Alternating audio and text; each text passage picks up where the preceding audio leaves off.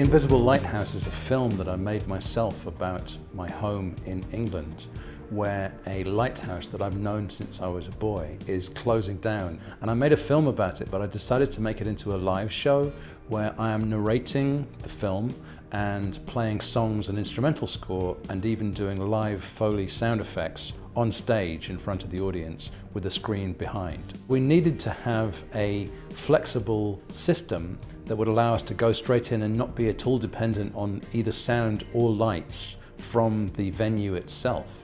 We looked around for a mixer that would have the flexibility to do everything we needed, but also the programmability to minimize the amount of setup time. The obvious choice was the Mackie DL1608.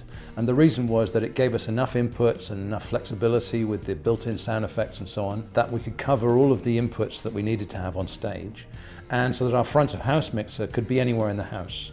For most of the show I'm narrating the film, just a spoken voice, but then I break into song.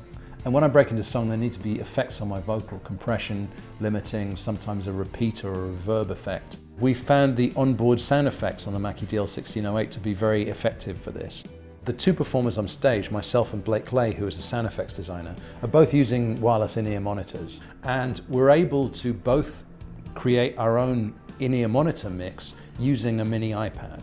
There's a way that you can block off channels from certain individuals. So the front of house engineer is able to isolate just the channels that we need to mix to our own ears. And it's very easy for him to save all of those effects and just pop them in individually. Everything is working off the DL1608. If we were using a conventional sound mixer for this show, it would add at least an hour, maybe 2 hours even, to the setup in each venue that we're going to. When I was on tour in the UK, I was using a PA system that was apparently the most popular in the category, very highly recommended from a different manufacturer. And I bought them, and frankly, I was very disappointed with the sound. It was supposed to be full range, but it was a very colored sound. It wasn't as transparent as I needed the system to be. When I came to North America, I talked to Mackie about this, and they said, well, you should check out our new SRM speaker system.